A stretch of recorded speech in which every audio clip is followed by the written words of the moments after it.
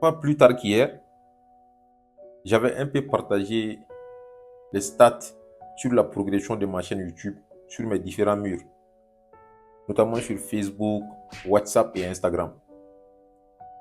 Et là, il y a un gars avec qui on s'est follow sur Instagram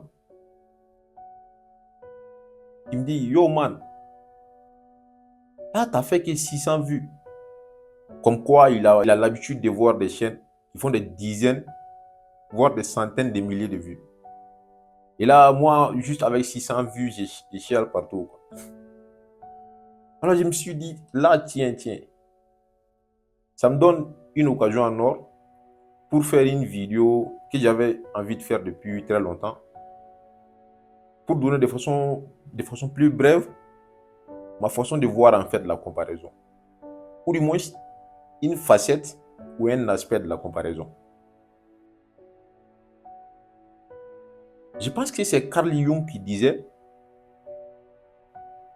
tant que tu ne rendras pas conscient ce qui est inconscient, il continuera de diriger ta vie.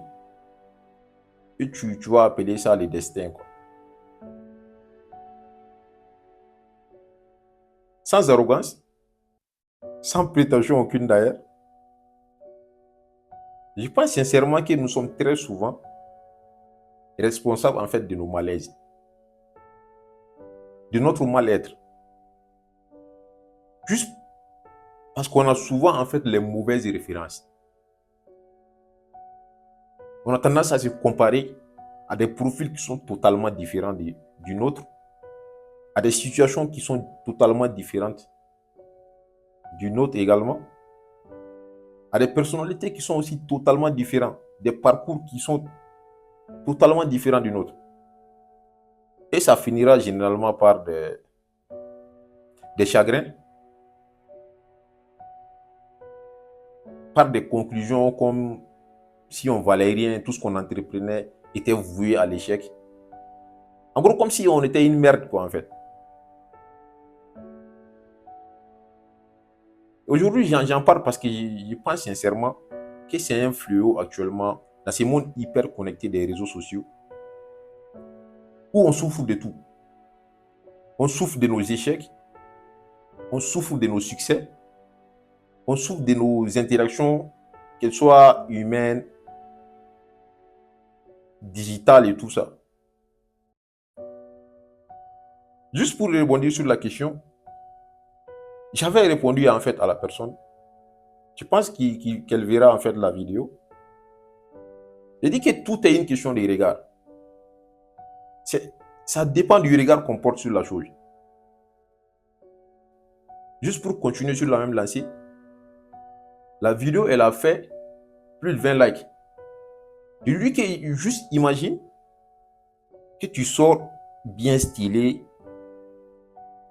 t'es bien fringué avec un outfit de dingue et qu'il y a 20 inconnus qui t'arrêtent pour te dire qu'ils kiffent ton outfit. Ça change carrément une journée, quoi. Ou bien avec les 600 vues, tu peux carrément remplir un amphithéâtre. Et pas qu'un petit. Je dis que moi, je suis vraiment, juste personnellement, je suis en train de vraiment kiffer en fait l'expérience que je suis en train de mener. Parce qu'aujourd'hui, en réalité, on ne kiffe pas vraiment le processus. Nous sommes hyper focus sur les résultats à chaque fois.